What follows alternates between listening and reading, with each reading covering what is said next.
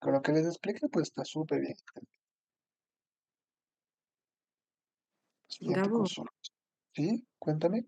solo tenía una pregunta de qué rodeaba a la membrana, la ubiquitina y qué más. La Clatrina. La señora Clatrina.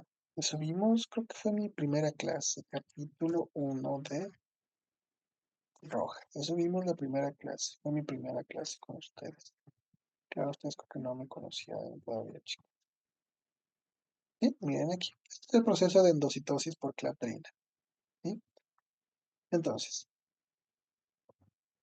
digamos que este es el receptor. Rodeo la membrana de clatrinas. Llamo a las ampicinas. ¿Sí? ¿De acuerdo? La dinamina corta aquí y forma la vesícula. ¿Sí? Entonces el receptor va a ser invaginado como por la clatrina. Luego ayuda a la ampicina a invaginar más. La clatrina, la ampicina, vuelta ingresan a la vesícula. Y luego la dinamina corta aquí. Y se formó la vesícula súper chévere. Esto se llama endocitosis.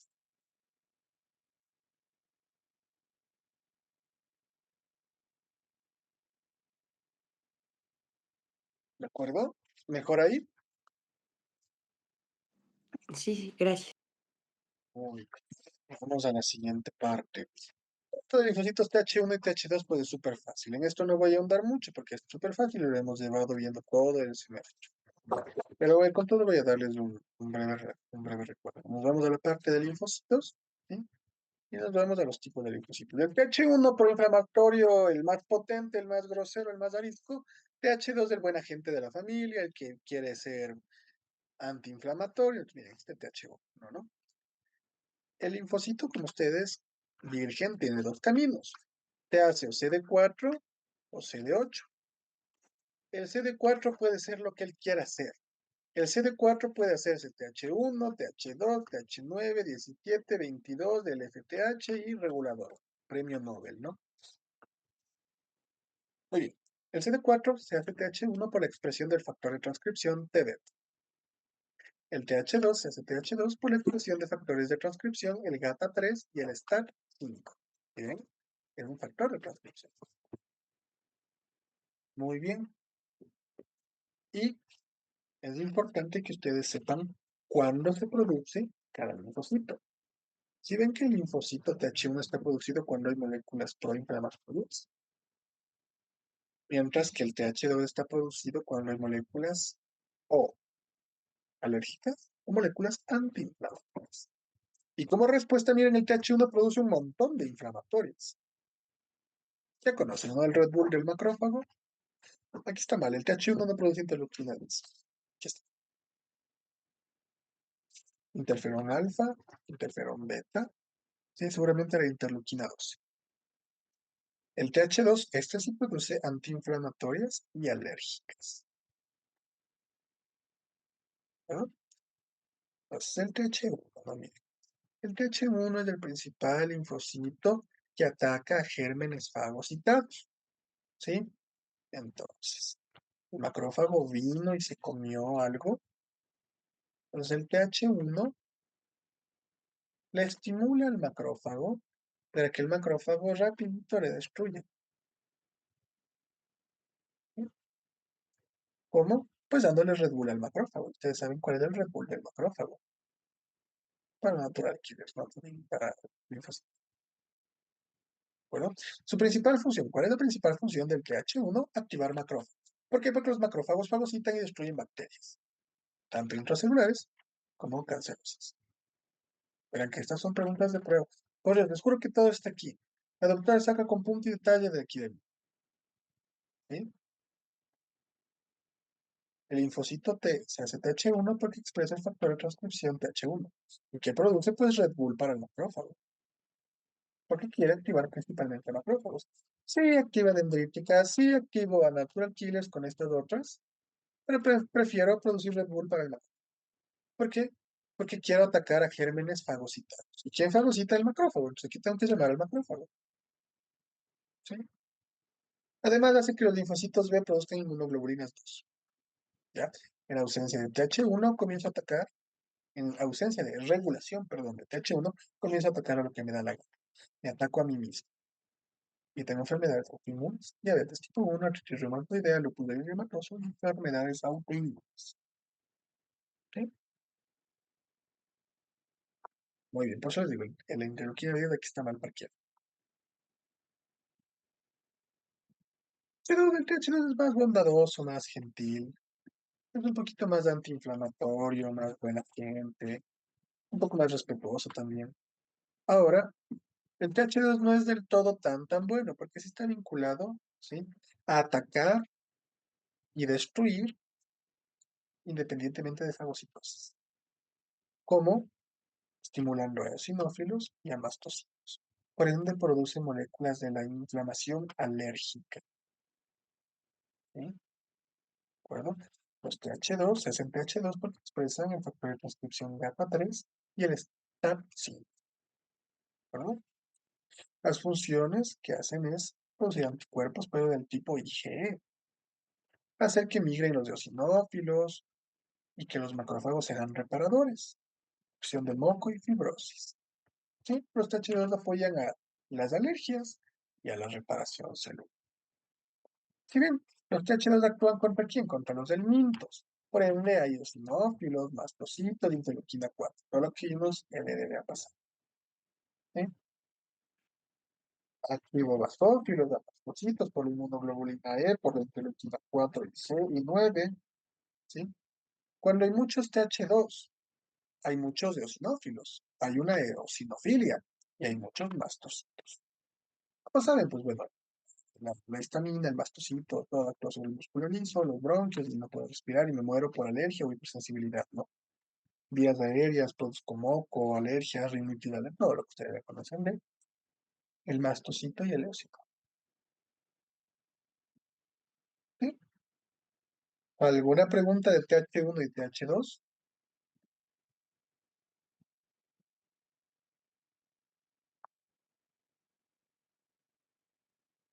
No, Seguro, chicos. Tenemos casa llena, que justo ver a tantas personas. Muy bien.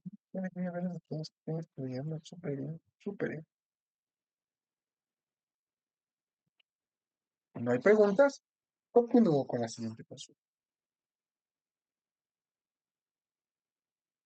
Siguiente consulta es, ¿qué se refiere al cambio de isotipo? Ya, chéveres. El cambio de isotipo se refiere a el cambio de la morfología de las inmunoglobulinas, ¿ya? Entonces, los humanos tienen inmunoglobulinas con esta forma. Yo qué sé, se me ocurre, los simios tienen inmunoglobulinas con esta forma. Yo qué sé, los conejos tienen inmunoglobulinas con esta forma, ¿ya? ¿Y ven cómo cambia la forma? Sigue siendo la misma, yo qué sé, de inmunoglobulina T, correcto, es la misma, pero tiene diferente estructura. La estructura de cada especie le confiere a las inmunoglobulinas su especificidad. Por eso, si yo pongo anticuerpos de conejo en mi cuerpo, actúan como antígeno. Las inmunoglobulinas actúan como antígeno, porque son proteínas raras. Yo no conozco esas proteínas. Entonces, mis anticuerpos atacan a estos anticuerpos. ¿Eh? El cambio de isotipo también está vinculado a la estructura de la inmunoglobulina de una misma especie. La inmunoglobulina G es así, la M es así, pero la A es un dímero. La M es un pentámero. La aquí es G, la D y la E. Estas son así, dímeros, en monómeros. La A y la E. Muy bien, pues nos vamos al donde el señor Rojas. Nos vamos a la parte del linfocito B, la parte de inmunoglobulinas, y nos vamos acá. Isotipos de las inmunoglobulinas. son los determinantes antigénicos de una inmunoglobulina que se encuentran en todos los individuos de una misma especie. Les expliqué. ¿De qué depende un isotipo de las cadenas pesadas? Las cadenas pesadas hacen que las inmunoglobulinas humanas sean humanas, ¿ya? Entonces hay una cadena pesada para la inmunoglobulina M, una cadena pesada para la inmunoglobulina G, D, D, D, ¿eh? Y una cadena pesada para la inmunoglobulina. Ustedes saben que las cadenas pesadas son estas de aquí, ¿no? Y esta respectiva cadena pesada hace que sea la respectiva inmunoglobulina y le confiere su respectiva antigénesis, ¿eh? Obviamente, y para mí estas inmunoglobulinas no son antigénicas, pero si me ponen inmunoglobulinas como ocurre aquí, o inmunoglobulinas raras, pues yo ya las desconozco, son antigénicas, son raras para mí. Las ¿no? El isotipo está determinado por la cadena pesada y el cambio de isotipo se refiere a que una inmunoglobulina puede ser A, puede ser M, puede ser G, E o D, ¿eh? Los isotipos no tienen nada que ver con el antígeno, ¿no? O sea, no tienen nada que ver con soy isotipo A, ataco a X cosa. Soy isotipo M, ataco a X cosa. No, no tiene que ver con la conformación estructural, ¿sí? Como ven, depende de la cadena pesada. Por ejemplo, la cadena pesada, la cadena pesada de la inmunoglobulina E, lo tenemos aquí, ¿no? La inmunoglobulina E, su cadena pesada es una cadena proteína epsilon. De la D es delta. Y la inmunoglobulina D, la cadena pesada, es una cadena delta. De la E, epsilon. De la inmunoglobulina G es una unidad gamma. De la inmunoglobulina A es una unidad, sí. De la M es una unidad mu.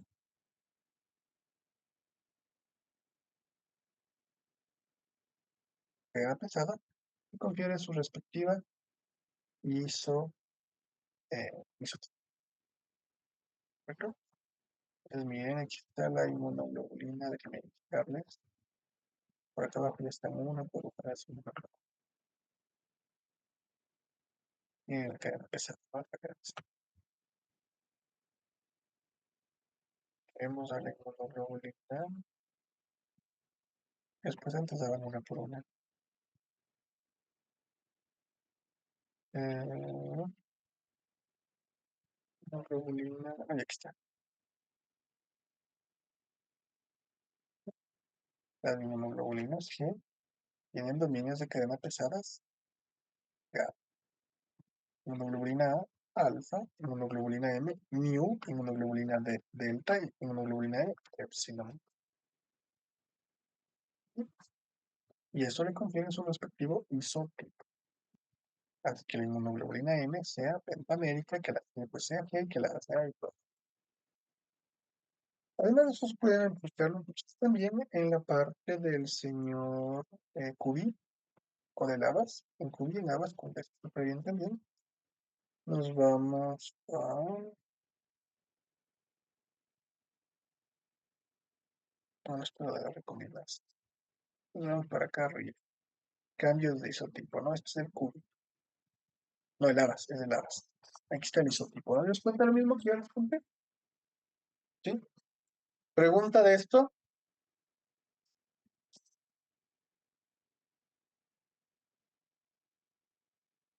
No, es muy bien, me olvidé indicar el monográfico bien chévere que pone en rojas, que marca una importante diferencia. Esto igual lo vamos a ver conmigo en la última clase. El isotipo, la estructura, pesada, el halotipo, las uniones y los puentes de comunicación, y los idiotipos, la variación de las cadenas ligeras. Isohaloidiotipo. Muy bien. ¿Alguna preguntita?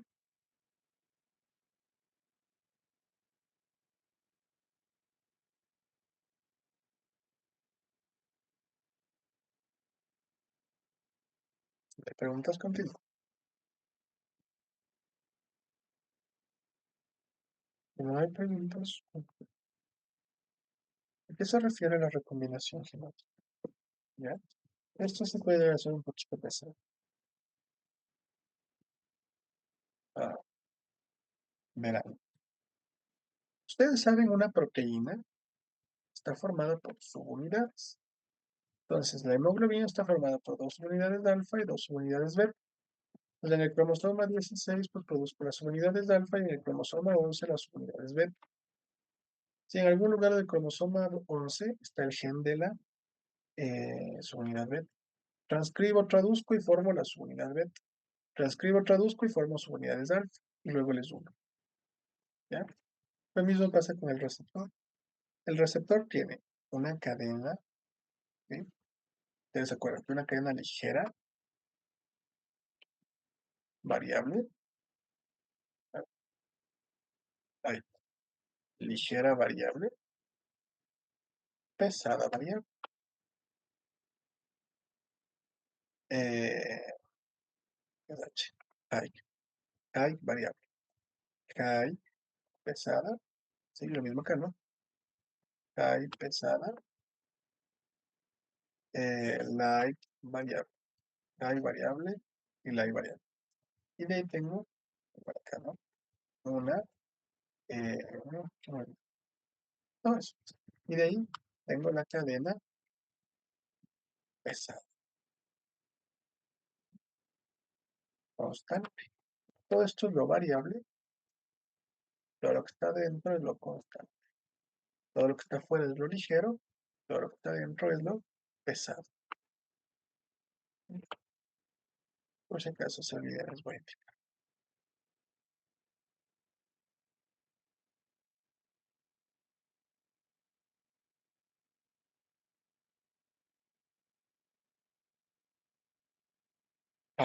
A ver, a ver. Todo lo que está afuera es ligero, ligero, variable, ligero, constante, ligero, variable, ligero, constante. Todo lo que está dentro es pesado, ¿sí? Pesado, variable, pesado, constante, ¿sí? Todo lo que está afuera es variable, todo lo que está dentro es constante. Como ven, pues el constante pesado y constante ligero. Es un juego de palabras. Hasta aquí, esta parte. ¿Alguna pregunta?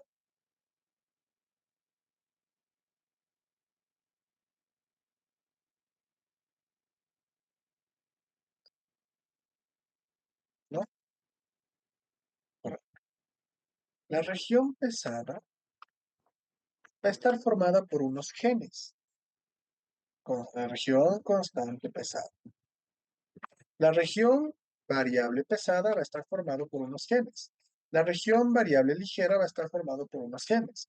La región constante ligera por unos genes y lo mismo del otro lado, ¿no? Muy bien. Ahora sí, vamos a la parte que nos corresponde. ¿De qué depende que una inmunoglobulina tenga la capacidad de diferenciarse tanto que sea específica para reconocer Streptococcus pneumoniae? ¿Qué depende que una inmunoglobulina reconozca Entamoeba coli?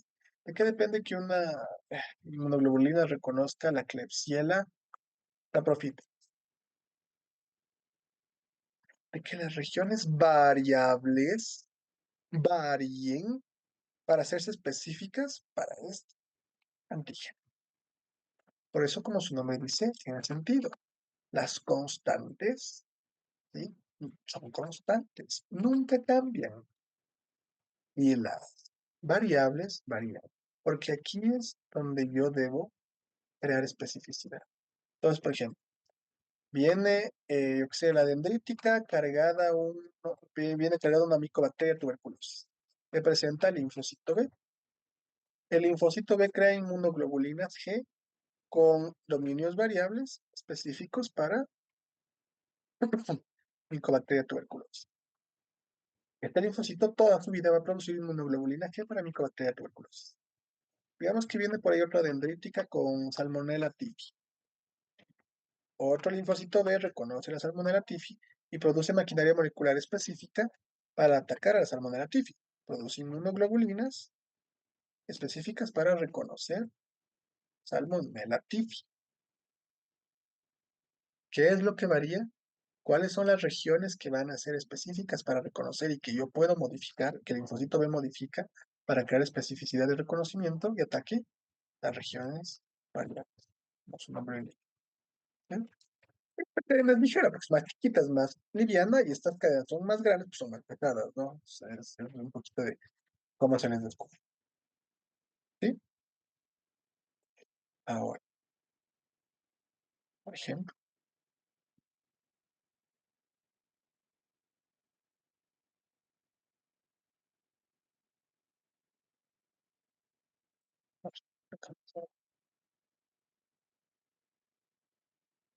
ah, aquí, ¿ya? Los genes que codifican las cadenas pesadas, ¿sí? Pesadas, variables. Entonces, miremos la imagen.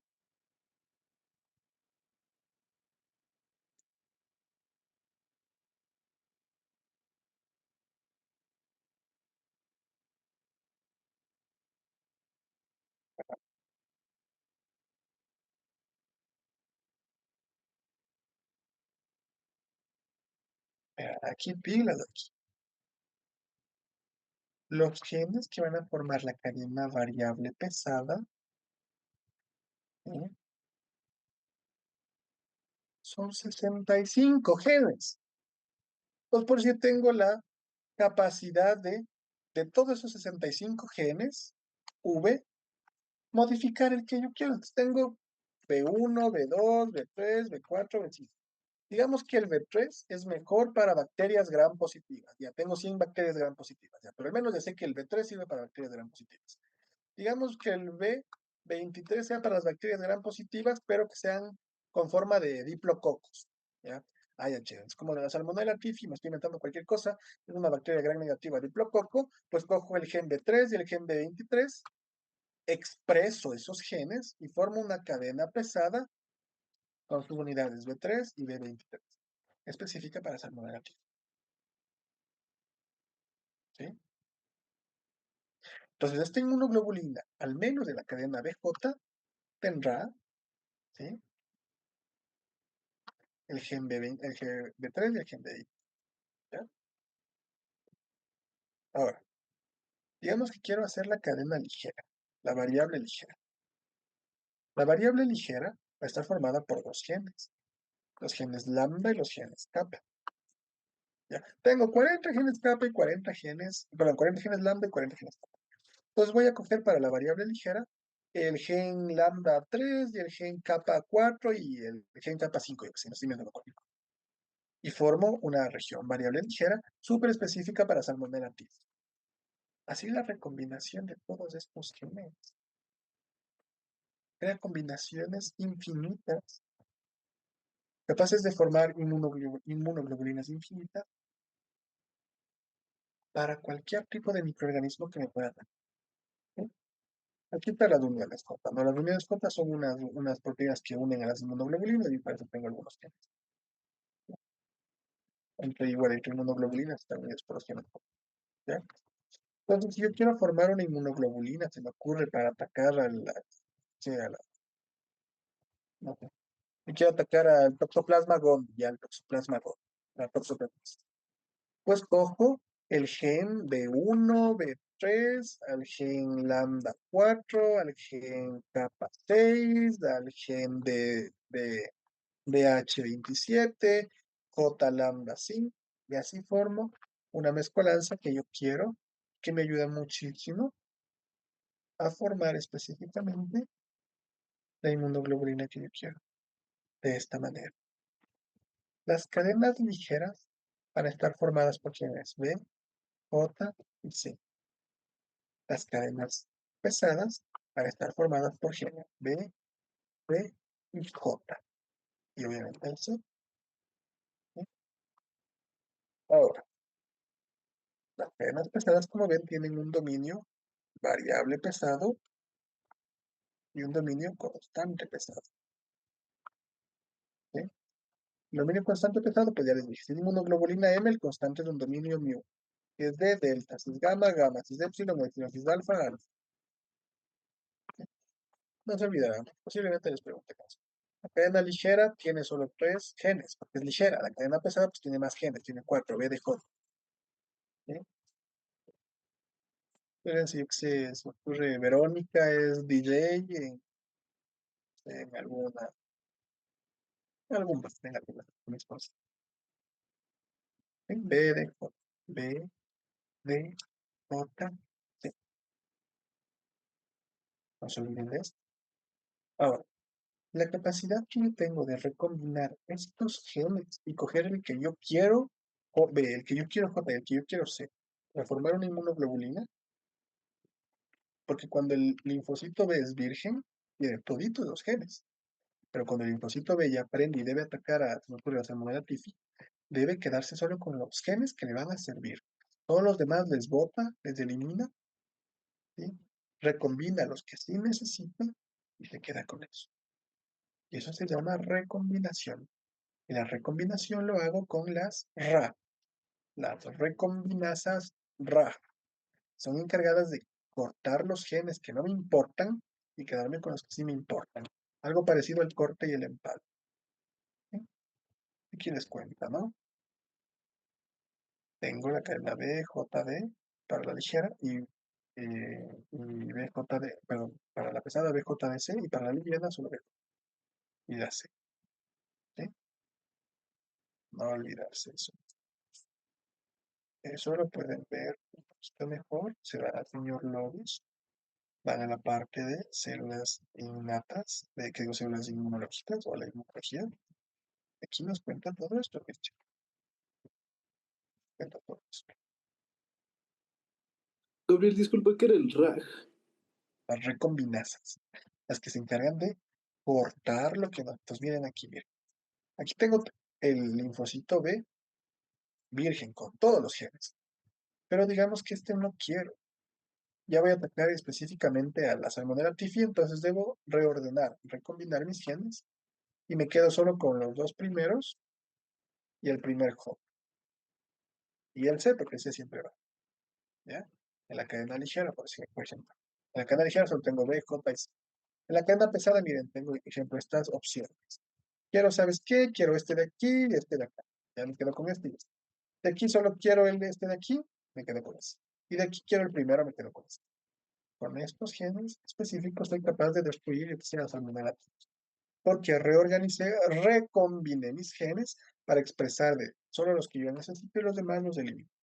¿Cómo hago eso con las recombinasas? ¿Sí? Eso les voy a contar por acá. Las recombinasas RAF. ¿Sí? Está. RAG1 y RAG2. La recombinación somática es catalizada por dos enzimas. Las recombinasas RAG1 y RAG2. ¿Sí? Miren aquí. En realidad es un proceso muchísimo, muy complejo, muy complicado, muy importante porque hablamos de biología molecular e inmunología. Esto se llama inmunogenética e inmunomolecular. Inmunobiología molecular. Es bien súper más preciso, ¿no? El reordenamiento de la recombinación, como le quieran llamar. ¿Sí? Todo este proceso es interesante. Aquí se ve cómo recombino. Entonces, quiero sacar este gen, elimino este gen por ruptura de genes. Ustedes ya saben, reparación y reparación de doble cadena por extremos homólogos y no homólogos. Aquí sucede eso. ¿Sí? Corto el gen que yo no quiero, lo elimino y me quedo con dos extremos homólogos que es unido por el sistema de reparación de extremos homólogos de doble cadena, donde se formaban las estructuras de Holiday y Segar, ¿se acuerdan esas X? Bueno, esto es otro nivel de complejidad. Es esto que entender por completo la parte inmunobiológica molecular, bien, bien a profundidad. ¿Sí? Pero ustedes lo conocen, lo entienden porque han estudiado y yo les he dado clases y comprenden esto. ¿Sí? Muy bien, mis chicos. Todo esto está dado por las RAC, ¿no? Todo este proceso de corte, reacomodación, recombinación está dado por las RAC. Y esto es una recombinación somática, porque posiblemente les torture con eso. La recombinación germinal es cuando los, los gónadas, ¿sí? Las células gonadales, el ovario y el espermatozoide, ellos hacen recombinación. Ellos se cruzan en el crossing over en la profase, ¿ya? Es normal que haya recombinación en los gametos sexuales. ¿Ustedes se acuerdan? Todos los cromosomas, perdón, todas las células son somáticas. El eritrocito, la piel, la cara, el ojo, el pelo, el diente, lo que sea es somático. Las únicas células sexuales es el espermatozoide y el óvulo. Y solo en las células sexuales debe haber recombinación germinal. Por eso se recombinan los genes del papá y de la mamá y resulta que el hijo tiene ojos de la mamá, nariz del papá, boca de la mamá y así. ¿Eh? Eso es normal. La recombinación somática. Y de ahí, claro, ya no hay más recombinaciones, ¿no? Cuando ya son adultos. Las recombinaciones somáticas se dan en los adultos. Pero en un solo, o sea, casos especiales, ¿no? Como por ejemplo esto de cómo los linfocitos que tienen todos los genes se recombinan, se acomodan, expresan los genes acomodados a su convenio. Entonces se llama recombinación somática. Somática en células somáticas. Recombinación germinal en células germinales. ¿Sí? Esto verán un poquito en biología molecular 2. ¿Preguntas, dudas, miedos o inquietudes, Wambras?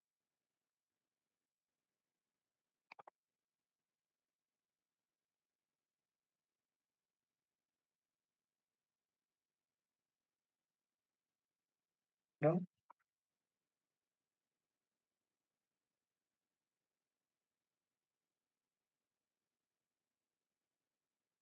Ah, ¿cuál es la diferencia entre células plasmáticas de larga duración y de corta duración? El tiempo que viven. ¿Sí? Las células plasmáticas de larga duración pues pueden vivir años. Se esconden en la médula ósea y viven mucho tiempo. Las células de corta duración pues cumplen esa función, ese momento de producir cuerpos y después se mueren. Para eso nos vamos de inmunología de rojas y nos vamos al linfocito B. Ya me salió.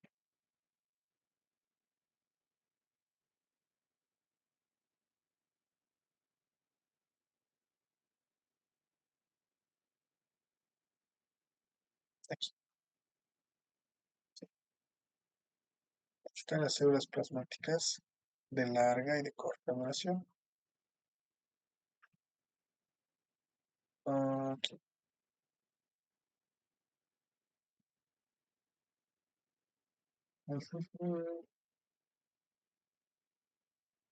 Sí. Las células de corta duración se producen y se activan cuando deben destruir en ese momento. En ese momento deben destruir. Células de corta duración plasmáticas deben atacar ese primero, porque me olvidé de contar. El linfocito B está virgen, o naif, también llamado virgen o naif. El linfocito B tiene dos opciones. Cuando le activan, hacerse célula productora de anticuerpos, ¿sí? Y eso se llama célula plasmática, o hacerse célula de memoria. Tienen dos opciones del linfocito B cuando le activaron. Hacerse célula plasmática productora de anticuerpos, o hacerse célula, ¿se fue el nombre? De memoria. ¿Ya? La célula plasmática, pues puede haber células plasmáticas de vida larga, mediana, bueno, mediana no, corta, corta y larga. ¿Sí? Las células de vida larga producen anticuerpos constantemente durante mucho tiempo de manera constitutiva, una vez se activaron por años. Las células de vida corta, ese rato, producen la mayor cantidad de anticuerpos frente a la infección y después desaparecen. Esto les cuento. Aquí está, la generación de células plasmáticas. Una vez se activó el linfocito B, ¿sí? Va y tiene dos opciones. Hacerse células plasmáticas de corta duración, están en médula, en el ganglio, ¿sí? Y buscan al antígeno para producir anticuerpos en ese momento. Full anticuerpos. ¿Verdad? Ok, por acá nos cuenta. Los linfocitos B de larga duración, pues esos viven de manera indefinida. Aquí está bien. Las de larga duración migran a médula ósea, se guardan ahí, sí producen anticuerpos de manera prolongada y definida, correcto, pero están ahí en médula ósea escondidas, desde ahí atacando poquito a poquito. Mientras que las otras, las de corta duración, esas van donde está el antígeno. Y ahí comienzan a disparar a diestra y siniestra. ¿Sí? ¿Se entiende esto? ¿Podría repetirlo, por favor? Claro, por supuesto. Las células de corta duración, ¿sí? Son aquellas células plasmáticas que producen anticuerpos de manera muy potente, muy bien distribuida, por así decirlo, la producción de anticuerpos, porque van a atacar específicamente el antígeno. Entonces, las células plasmáticas de vida corta migran hacia donde está el antígeno. Obviamente, las células plasmáticas de vida corta se forman en el vaso, en el ganglio linfático, y de ahí migran, ¿no?, a donde está el antígeno. Y donde está el antígeno, las células plasmáticas de vida corta comienzan a atacar a diestra y siniestra. Y después se mueren, porque no hay estimulación. Mientras que las células plasmáticas de vida larga atacan, pero desde atrás, desde la médula ósea. Van, se esconden a la médula ósea y desde ahí comienzan a atacar indefinidamente durante, ¿sí? Ahí mejor. Sí, gracias. ¿Cuál más? CD40, CD28 y la. El CD40 es de los linfocitos T, el CD28, a ver, el CD40 es de linfocitos B, el CD28 de linfocitos T y el LAT también es de los linfocitos T. Bien, vamos a ver. Entonces, ahorita que estamos del linfocito B, aprovechemos.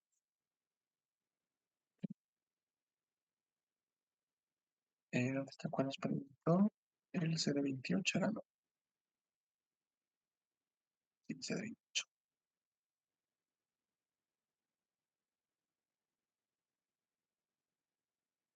Ujujú. Aquí está el CD40. El CD40 es una molécula coestimuladora. Entonces, para que un linfocito, ¿sí?, se active, el linfocito B virgen, ¿sí?, va a ser presentado antígeno porque se descompuso la dendrítica, viene y le presentan antígeno. La primera señal de activación es la presentación de antígeno. Pero la segunda señal de activación es la coestimulación por moléculas, ¿sí?, coestimuladoras que tiene el presentador de antígeno profesional. Una de ellas, el CD40. Entonces, para eso nos vamos para acá abajito, a la activación, ¿sí?, de los linfocitos B. Y más acá abajo está el CD40. Mm, no, hasta aquí es que ya le describe en el linfocito. En el linfocito T ya se describe.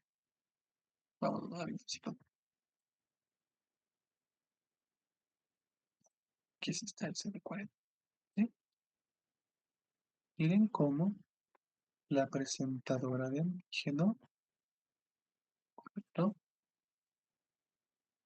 el linfocito T, interactúan con el CD40 y el ligando CD40. También otro coestimulador es la molécula B7 y el CD28. CD40 es una molécula coestimuladora que representa la segunda señal. Para que el linfocito T se active, primero necesito que me presenten antígeno, la primera señal. La segunda señal es una coestimulación por parte del presentador de antígeno, donde uso moléculas coestimuladoras como el CD40 y el ligando, el B7 y el CD28. ¿Sí? Eso nos cuenta la segunda señal. ¿Sí?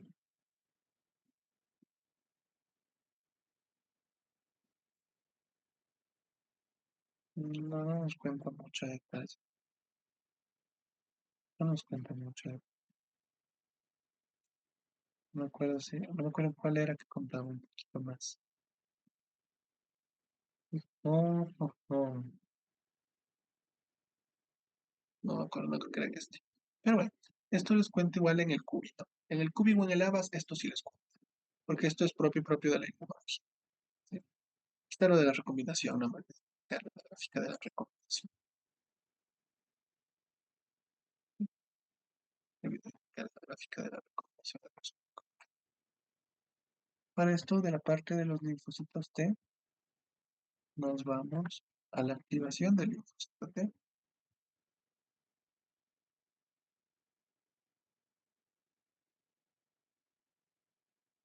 Creo que es esta parte de aquí.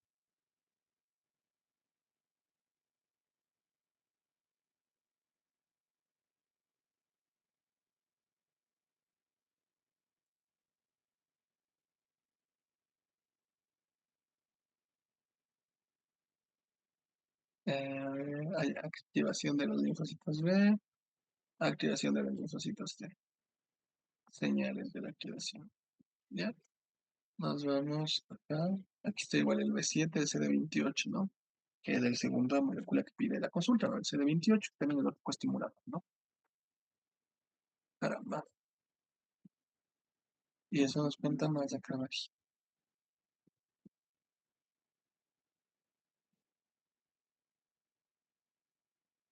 Aquí está. Los coestimuladores, aquí sí, eso les digo, es que estoy en inmunobiología molecular, ¿no? Aquí sí les cuento un poco más de detalle. El CD28 y el CD27. Son moléculas coestimuladoras que ayudan a la activación del linfocito. Aquí les cuento lo mismo, tal vez un poquito más de detalle de lo que yo les digo, y con ejemplos y con un poquito más de historia. ¿Verdad? Y aquí mismo Gabriel, igual el explico. CD86 también es, perdón que te corte, el CD86 también era, No, ¿no? solo la consulta solo les pide el CD28, ¿sí? Que es el receptor de la molécula B7, y el CD40, el ligando CD40 y el receptor CD40, que estimulan la segunda señal para la activación del linfocito T, para que sobreviva, prolifere y se diferencie. Por eso es importante estas coestimulaciones. ¿Sí? Otras vías coestimuladoras, el OX40, que es el CD40.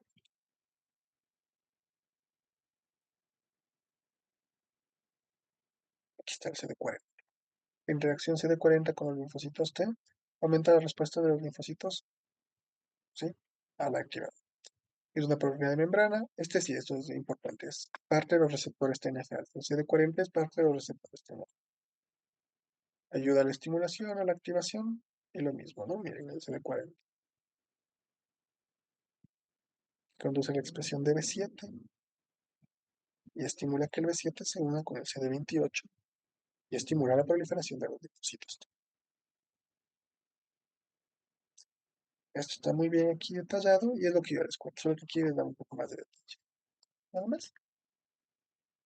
Esto está en el CUBI, no el ABAS, esto es ABAS. Inmunobiología de ABAS. Está en la página 222, por si acaso. Estén tomando nota. Y creo que esas son todas las consultas de esta clase, ¿no? Muy bien. Vamos a revisar las otras. Les voy a dar 4 minutos de descanso y las otras pues, son un poco más fáciles. Las vamos a revisar un poquito más rápido, ¿sí?